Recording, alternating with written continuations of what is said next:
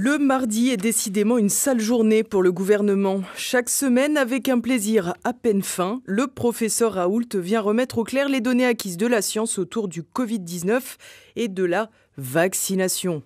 Cette fois, bien que l'infectiologue ait tardé à publier sa nouvelle vidéo intitulée « Un peu de sagesse », il n'y aura pas d'exception. En effet, il revient sur un sujet rapidement évoqué la semaine dernière, les infections post-injection.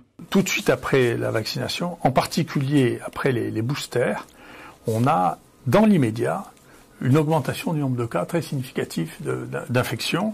Et puis ça diminue. Et puis les gens qui ont eu 2 injections, au contraire, eh bien, on voit apparaître Omicron plus tard quand l'immunité a commencé à diminuer. Donc on a bien l'impression qu'il y a 2 phases de sensibilité au virus, à un virus nouveau. La phase immédiatement après injection et en particulier du 3e booster, et après quelques mois, quand l'efficacité vaccinale a commencé à diminuer. Ainsi, certains patients auraient, selon Didier Raoult, plus de chances de contracter la maladie dans les jours suivant l'injection.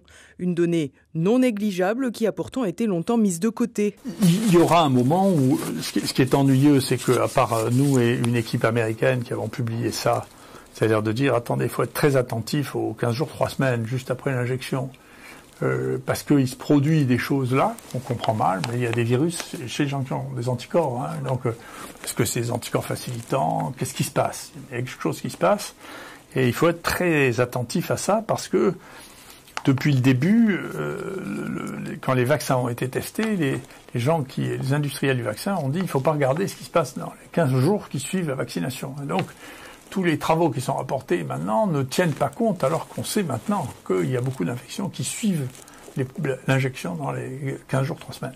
Une information qu'il fallait effectivement écarter du prospectus publicitaire de Pfizer et des autres. Mais selon Didier Raoult, ce n'est visiblement pas la seule. Ce qui est important en plus, on a l'impression, mais c'est de données préliminaires, que c'est justement dans les infections inférieures à 7 jours que l'on a les charges virales les plus importantes, donc que les gens sont les plus contagieux.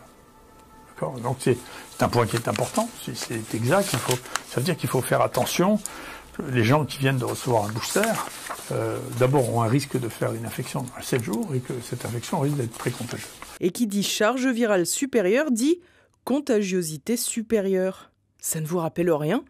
Le fameux slogan de la Macronie qui disait que le vaccin permettait non seulement de se protéger, mais aussi de protéger les autres. Eh ben, on dirait que c'est encore raté. Dans cette dernière vidéo, le professeur Raoult a donc encore démonté un des derniers totems du gouvernement. À quand le prochain ?